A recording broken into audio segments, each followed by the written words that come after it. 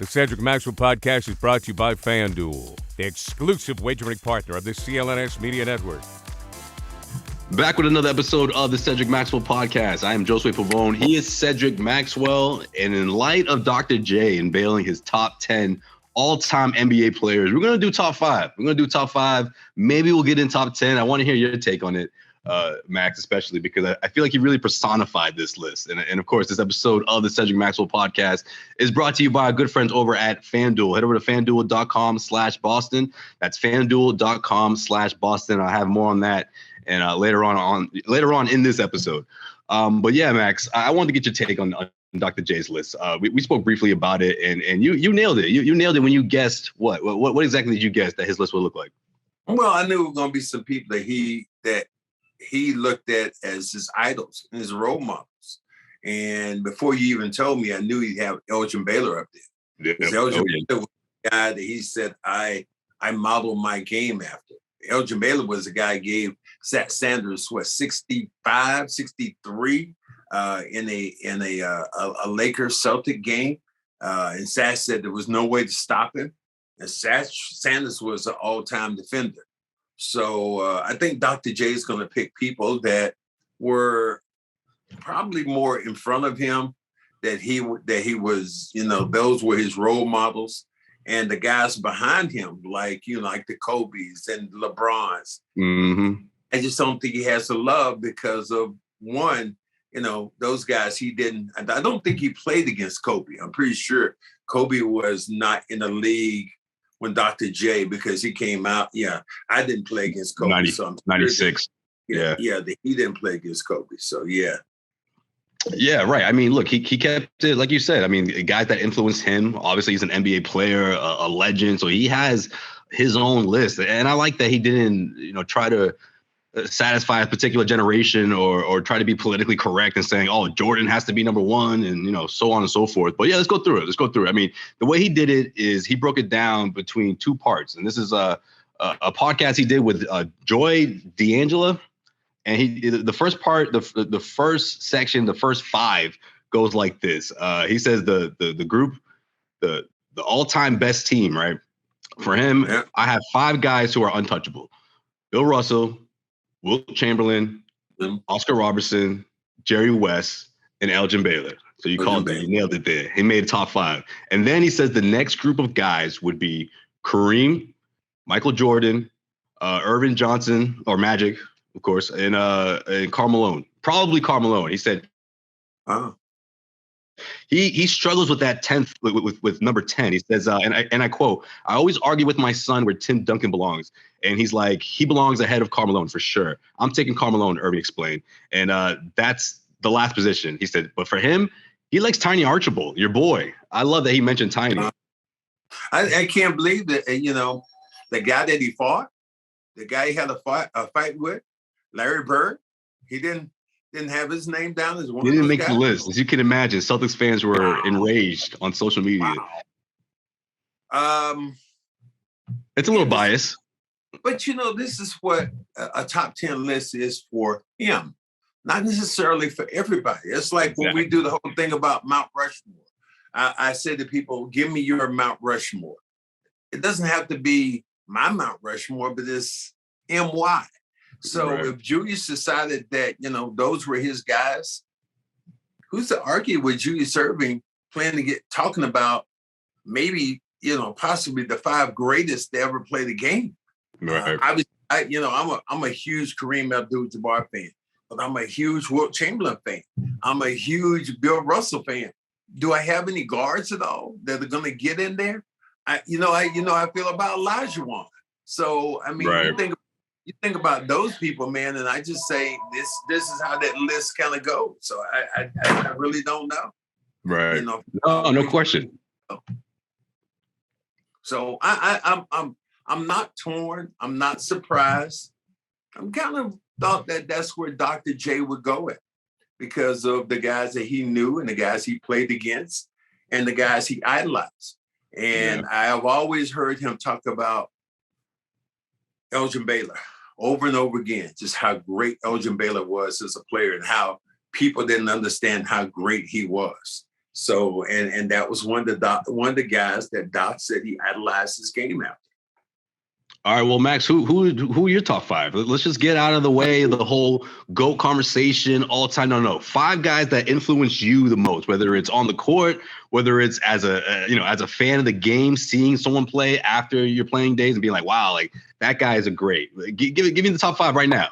Yeah, you do. You want to get the guys who influence you the most as a player, and when you grew up and you watched them. My favorite player was Kareem Abdul-Jabbar. When I was watching him early on. So, I always thought that he was like my top. Bill Russell was my villain because he won all the time. So, you do look at those names as players that are going to influence you with your behavior. Now, it might be a little different with me because now I feel like I'm running the gambit because I remember Russell. And I remember Chamberlain. I played against Kareem. I played against Michael Jordan. Larry Bird was a teammate. Magic, I played against. Wow. Elijah Wan. But then I moved from that to another era as a broadcaster. So I've had 27 years to evaluate and look at the LeBrons, look at the D Wades of the world, look at the Kevin Garnett's, the Tim Duncan. So I'm my stratosphere is probably going to be a lot different and a lot bigger than most people when they talk about top 5s in the NBA. Well, yeah, I think that's the part that makes it fun, right? Like which players break through per generation, right? Like obviously for me, I can't speak on Larry Bird or even Dr. J himself because I didn't watch those guys play, but I still got at least one of those guys on my top 10. You know what I mean? Even though I didn't see those guys play, you feel the influence. Obviously, growing up in Boston, and also you compare it to what you see and what you saw up close and personal, right? So it's interesting because which names make that list, even though you didn't get to watch them, but the impact and the influence still had an effect on you, right? And I think that's what a lot of these younger NBA players, that's why their lists are surprising people. I mean, some of these rookies talking about entering the draft this year, we're mentioning, Paul George as some of their favorite players, like as a potential GOAT. Like that's for you, that's insane. But for someone who was born in 2002, maybe it's not that far off. You know what I mean? So your look and your vision of the way the game is played is completely different. You think about Joel Embiid. If you had him back during the years of Chamberlain and Russell, was the ability to shoot the ball from the outside, to post up. His skills of running the floor, would he be one of those all-time great names? It's just really, it's up to speculation. You ask me, I'll say the most dominant player to ever play the game to me was Hakeem Olajuwon. I've said that countless times. And I think only people who played with the Houston Rockets or played with Hakeem would be able to identify just how good he was. Yeah. And I say this only because he dominated both ends of the floor. He dominated the offensive end crazy, but he was just as good, if not more dynamic, on the defensive end. Where Michael Jordan was a great defender individually, one-on-one, Hakeem Olajuwon dominated the game completely as a basketball player because you were always looking over your shoulder. Where is Olajuwon if I'm coming towards the hoop or if I'm trying to get a jump shot? One of the few guys in the league to ever have a quadruple double. And he did that more than 2 times. And if you don't know what quadruple double is, that's what, double figures rebounds, double figure points, double figure. If you don't know, just think about it. I think you'll get there. Here, double figure steals and double figure block shots. Can you imagine that somebody getting 10 block shots, but then having 10 steals and then having double figure rebounds? You can say double all day, but the triple double is hard to do. But the quadruple double is almost impossible to do at the position he played as a center. That's why I say he was so dominant as a player. Then I go from there to I say, it gets hard then because Kareem was the all-time leading scorer, the most dominant scorer ever. That's your guy. That's the guy you idolize. But would I take him over Russell, though, for the number of championships that Bill Russell won? So I probably would have to say Olajuwon. I go with Olajuwon, Russell, I would go with Bird. As much as Michael Jordan, and as much as I hate to give him credit, I'd have to go with Magic as my fifth guy, because if I'm rounding out my team, I want that guy who's handling the ball, being the distributor, not pushing the basketball around. So that would be my top 5 of all time. I'm not kicking at LeBron. I think LeBron is unbelievable. I look at some of the guys who play now, their skill sets are crazy. But those 5 would be my top 5 guys. See, a lot of those bigs, I put them in my top 10, but they're not in my top 5. But again, I'm from a different generation watching this sport, right? But then again, I do still remember the first couple of years when I was really young, how influential the big man was, right? Remember the old saying, you can't win a championship without a big man, That's changed in a big way, the Elijah Wands of the world, and, the Shaquille O'Neal in his prime. I mean, you needed one of those guys to win a championship, once upon a time. Tim Duncan even, right? And I feel like the positionless basketball, what we've been seeing the last 10 years, changed that narrative, especially what the Golden State Warriors did in their dynasty. And, how does that elevate a guy like Kevin Garnett? You think about a guy who could shoot the ball from the outside, who could read basketball. Elijah Wan was the post-up player. He would get you about 10 to 15. Kevin Garnett could step out beyond that and knock down those shots, but run the floor, rebound, and block shots. Could guard multiple positions. Crazy. Unbelievable skill set of passing the basketball. And the biggest thing about Kevin Garnett to me, leadership. And as a leader, and what he's able to do as a leader, that's to me, that's crazy. Football season is about to kick off, and FanDuel is giving you a chance to win all season long. Because right now, when you bet on a Super Bowl winner, you can get bonus bets every time they win in the regular season. Just pick any team to win the Super Bowl, and you'll get bonus bets for every victory. You can use your bonus bets on spreads, player props, over-unders, and more. So visit FanDuel.com/Boston and start earning bonus bets with America's #1 sportsbook. That's FanDuel.com/Boston. You saying that, it just sprung a question right now, and I'm going to ask around the spot. Tim Duncan or Kevin Garnett? Wow. Because I feel like it's most people are saying Duncan without even thinking about it. Most people are saying Duncan without hesitation. But being around Kevin Garnett for the years that he played with Boston, I can't take Tim Duncan blindly over him. Right. Tim Duncan could have an edge because of the number of championships he won, but you also look at the supporting cast that Tim Duncan had comparably to Kevin Garnett. Say Kevin Garnett had been with Boston for his entire year playing with Paul Pierce and Ray and those guys. Ooh, they gave him 3 at least. How many championships does Kevin Garnett win? Because of his leadership. That's the crazy thing about his leadership, the intangibles there.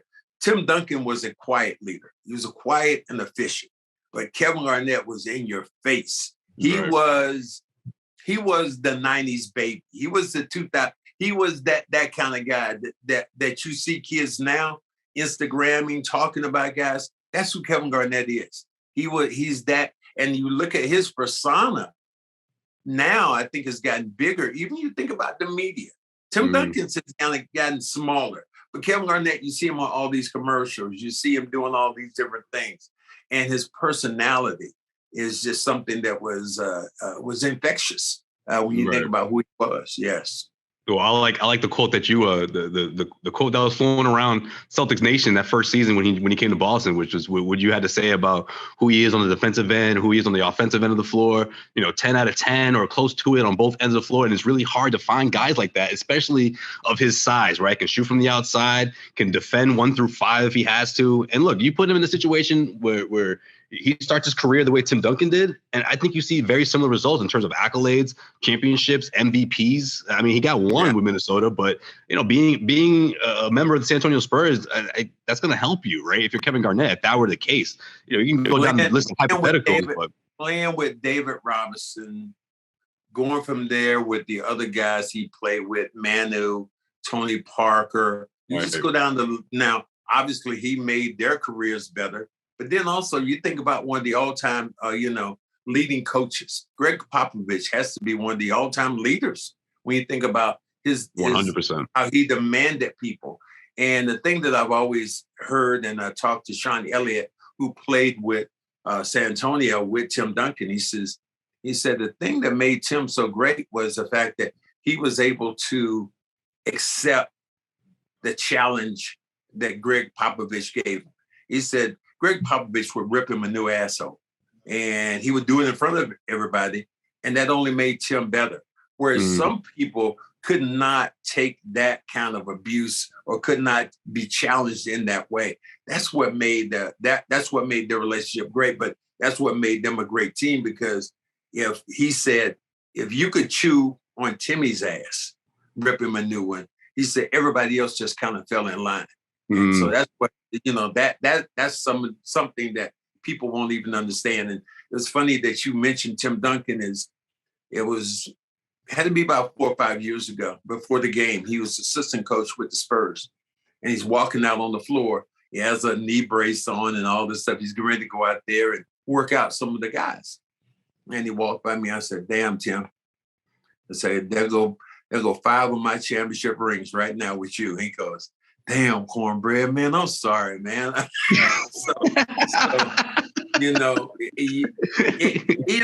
the Celtics were primed. This is what people will kick ML Carr about, is the fact that ML Carr had this team primed almost to give it Tim Duncan, because they were right there in the lottery that year. What do you mean? Wait, hold on, Max. You mean before the word tanking was going around, that the Boston Celtics were doing that? No. Exactly. Well, you think what San Antonio did when they got Tim Duncan. They lost. How many games they lose? How many games did they lose the year that they got David Robinson? Was tanking involved? But ML Carr had this team in a great. But one day we're going to have him on. We're going to have him on and let him talk and tell you about what he was doing and how he felt about this team. He had this team, as he told me. He said when Rick Pitino came in, he had this team under the salary cap. He said this team had 2 first-round draft picks, which were going to be in the top 5, or maybe something like that. It ended up being 3 and 6, but yeah, that was that's what they thought. And the Celtics were just unfortunate. It could have been 1 and 3, but Rick Pitino didn't get that, and then he was impatient. He went out and got Travis Knight as a center. He gave Travis Knight a bunch of money, and his explanation was Travis Knight was a great rebounder, one of the best rebounders per minute in the NBA. Hell, he was playing on the other side of Shaq. All he had to do, it's like, damn you.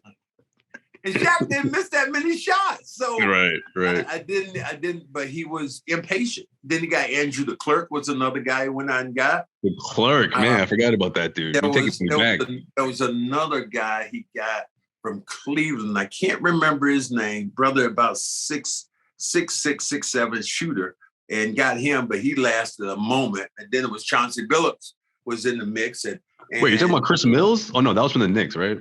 No, it wasn't Chris Mills. No, it was another. It was another kid that he got from Cleveland. I'll think about his name, but he was about 6'6", 6'7", shooting guard, light-skinned brother. But he had him. But then he ended up getting Chauncey Billups. Chauncey Billups lasted about a month before he sent him out. Chauncey Billups turned out to be a Hall of Famer. Now, Chauncey Billups had to bounce around to a lot of teams till he found where he was going. But Chauncey Billups was one of the great guards in the league that the Celtics had when he was, 19 years old, and didn't have the patience to wait for him. He even got the Celtics logo tatted on him. Remember that? Yeah. That's how excited he was. Well, don't do that, or don't dye your hair green.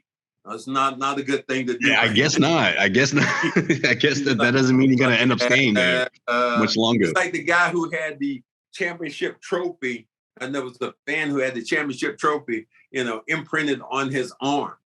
This was 2 years ago. Jason Terry, you talking about? No. This was a fan, not Jason Terry. It was somebody else who had the championship trophy put on his arm, and might have to wait, but maybe he just left it out so he can put some numbers in there when they had it. But it's just kind of strange how that works. Remember that guy had the banner? They had the 2022 NBA champion Celtics That wasn't the right move. Yeah, he messed up there. You know, it's interesting you bring up that draft, Max, because recently Tracy McGrady was on a podcast and he talked about how he wanted nothing to do with the Celtics because of Rick Pitino. He didn't want to play for him. He didn't like the reputation. So guess what? He bombed the interview. He was giving short answers. He wanted to give the Celtics that impression that he wanted nothing to do with Boston. And obviously the Celtics they went another direction. They didn't even think about drafting him. And of course he went to Toronto and became this, how many 4 or 5 time All-Star. Well, you think about it. When he went to Toronto, he really did. He played well. Yeah, but it took him a bit. It wasn't until he got down to Orlando where he really took off.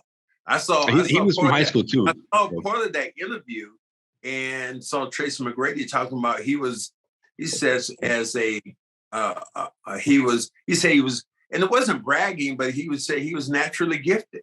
He said I could be on one knee and throw a football 50 yards on one knee. He said I could be away from baseball right now. I could have got out there and pitched in the mid 80s was my fastball. So, so he was as athletic and as gifted as many people. I just didn't know his relationship was so tight with Kobe Bryant. When you start hearing the stories about him and Kobe and how they were together and how they competed, and those were some really cool stories. And he's a guy that won't even be mentioned as one of the top players of all time. One of the, one of the top players of all time. And Tracy McGrady had that skill set to be there as one of those players. He went from there, went to Houston, was dynamic when he was in Houston. So T-Mac set a standard that was, a lot of people don't even know about now. All right, here's my top 5. Here's my biased top 5 here, right? I'm just throwing it out there. I was thinking about it way too much. Let me put one in right now for you. I know what you're gonna say. Who? Big Papi.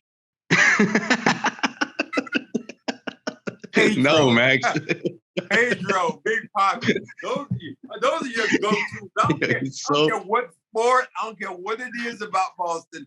Though, you know what? After you finish your list now, basketball-wise, I want you to give me go ahead. I'm going to let you do something with sports in Boston in general. And I've already spoken for you. All right, we can do that.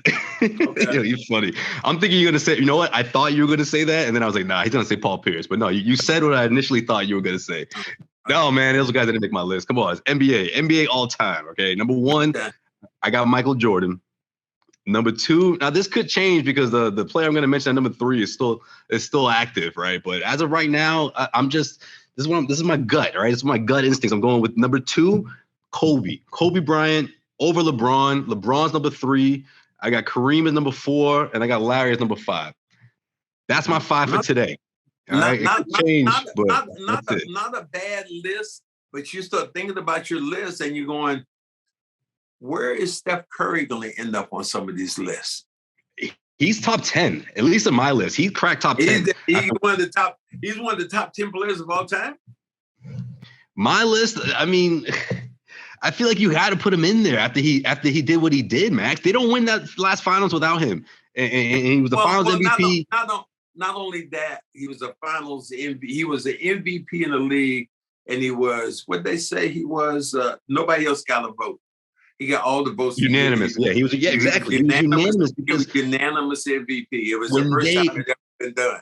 When they stole Game 4 at TD Garden, that changed the series. We didn't know it then. We didn't quite know it then, but that was Steph going off in the second half, taking care of business in Game 5. And who was it in Game 6 right after halftime that just completely went off and made it a 20-plus point game? Exactly. That man, Steph Curry, man. So I think that, for me, that alone, he cracked the top 10. People can say what they want about the Kevin Durant championships, and even though he did win one without him and all that, superstar talent around him. But when it mattered and when his team needed him to step up and he was the best player on the floor, it was by a mile.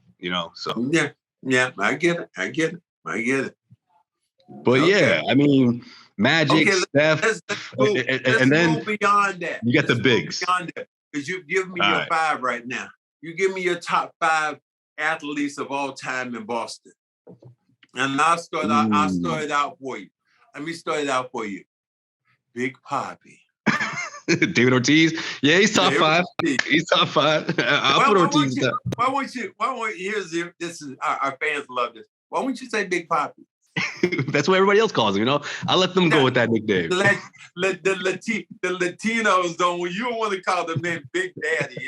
Translate. Okay. I was going to ask you, Max. When's the last time you referred to someone as Big Daddy? When's the last time you referred to a man as Big Daddy? I get it, but that's why I asked you. But anyway, the first time I told you that, number one. The first time I told you that, you thought it was the funniest thing in the world. No, he's not number one though. He's not number one. Number one, no, he's not? Okay. No, number one is the GOAT, man. Tom Brady. That's number one. Okay, one. One is Brady. Two, I'm gonna go. You gotta go Russell, man. Okay. You can make a case for Russell being number one, but because I grew up in a different era and I got to see all those Tom Brady championships, but yeah, I'll put Bill number two. Man. Number three. Man. I want to say Bobby Orr, even though I didn't really, I'm not a big hockey guy, but you don't even know nothing about. First of all, you don't even know nothing about Bobby Orr. What the hell are you talking about? I know. That's what I'm saying. Bobby okay, Orr. This is my list. You're right. David, yeah, you're right, Max. You're right. You know Bobby Orr. I mean, his greatness is no doubt, but hell, you don't know Bobby Orr. You never seen Bobby Orr. Facts. And then it's kind of the same way I feel about Ted Williams, because one, he didn't win any damn championships, and two, I didn't watch the guy. I don't know that about him. So you know what? Yeah, all right. So Brady, Russell. I hate to go another Celtic, but you got to go Larry, right? I mean, this is yours. This is yours. The rivalry, right. This is mine, Max. But also, this is all I used to hear about growing up from my dad, Larry. from the OGs. Oh, Larry was bad. Oh, you guys don't know about Larry though. You guys don't know, all that. This is before YouTube, right? So I gotta watch ESPN Classic. And you got two more. All right, Larry. 4. I'm gonna go. I gotta go Ortiz. This is it. Yeah, this is the spot for Ortiz, especially that last championship, Max. Come on, man. He was bad. He was batting 600 in the World Series. I ain't said nothing. I said, okay, I'm listening. I know Ortiz had made it. It didn't make any difference to me. And I should throw out the last one for you so you won't be confused. I won't confuse you and let you confuse yourself. You want me to give you a last one? You know the last one. Who is it? You want me to tell you the last one? You know who it is. Pedro. Yes. The greatest pitcher of all time, David. That's Josue's top 5. Come on, let me see. Let me hear yours. Let me read yours for all the viewers out there, man. Put it in the comment section. That's my top 5. Don't think about the history. Don't think about, you got to put Orr in there. No. What's your top 5? There's mine. There you go. Done. Said it. Yeah, I get you. I grew up in a championship city, man. I was blessed, So these are the guys that I watched, for the most part, besides Larry and Russell, of course. But the thing about it, you say that, but all you do is see highlights of Bill Russell. You don't know nothing about Russell. I saw Russell play. That's what makes me unique to all of that. There's some people who would say it was blasphemy if you didn't put Carl Yastrzemski on it. Right, the last person to win a Triple Crown winner, that you wouldn't put his name in there. Yaz was one of those guys that people have talked about for years. You and God forbid, but here's one of your favorite players, and when he comes around right now, you start blushing. You see Paul Pierce, and you get all giggly when you see him. Oh, P, that's my dude. P, how you doing, P? P, what's happening, P? Oh, don't say that. Don't be putting that out there like I'm over here. Like I'll be like, "What up, P?" I say, "Paul." P? What's up, P? How you doing, P? What's happening, man? P, how you feeling, man? If anything, I say Truth. What up, Truth? All right, Truth. Yeah. And that's the last thing I'd be saying to that man. Like, what's up, Truth? And Max, you be looking at me like look at this face light up, like the way a proud father will look at somebody meeting one of his favorite players. Me, I look at P, and I'm frowning the whole time, like, Come on, man, please. You ain't about that, man. You won one championship. You were Finals MVP. Okay. But Max, it's a great all-star. He is my guy, though. I think right. But see, for me, he's going to go down to the greats. Yes. It's different for me for a couple of reasons. One, because he was, in my opinion, he was great, but so like overlooked. No one even thought to mention him as one of the best players. And everyone knows what happens. You know, he got some help and all that stuff. But he was the ultimate underdog, Max. He got here during a time that he did not. And you have to give the Celtics credit for, pulling the trigger and going out and getting Kevin Garnett. Will this same thing happen again when we're thinking about Porzingis coming in? When we be looking at it this way, when we said, no, you can't give this guy up. And Al was one of those guys. Al Jefferson was like this beast back in the day. Scoring. Yeah, you were mad. You didn't like that KG trade. You were mad. Tommy Heinsohn said, I'll quit if they do this. And then you see Kevin Garnett the first time. And I wasn't as resistant after I saw him play, but I remember Tommy Heinsohn, there was a game that he would refer to Kevin Garnett as my boy. He said, your boy got to step up. Your boy ain't did this. Your boy ain't did that. And every time Kevin Garnett stepped up and went to another level. So it's insanely crazy when you think about how players are and what they do. So I do get that. 100%. And what I loved about that era, too, was that Paul was still the leading scorer. Paul was still the guy. If the game is tied with 10 seconds left, who's getting the ball? KG? Ray Allen? No, it was Paul Pierce. You saw the greatness on that big stage. That he wasn't afraid. He'd go toe-to-toe with Kobe. He'd go toe-to-toe with LeBron. Let's not take Ray out. Because Ray hit a lot of those Doc Rivers stuff, a lot of those plays. I know, man. But my thing is that a lot of people, so many arguments I had debates that year was like, oh, but when these guys are here now, Paul's going to be third fiddle to these guys. I'm like, wait a minute. You guys don't know how great Pierce is. You don't know how great Pierce is. People found out how great he was.